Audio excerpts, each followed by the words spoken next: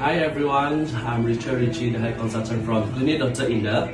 Alright, as you can see, today is our great Malaysian actor, so it's a pleasure to meet Taylor again for the 7 months after his FUE hair transplant previously.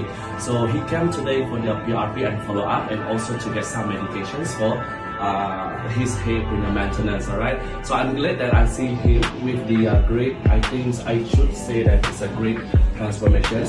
Your hair is better than previously, which is dia punya problem is M shape back then, but now you see the hairline is there, the hair are growing well.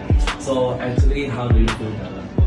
I feel great because mula-mula masa datang sini like very less confident. Yeah. There is an M shape, and every time I'm shooting that I have to cover sini sana, but still can be visible. But alhamdulillah, after like 7-8 months, Yeah. I can see the great result.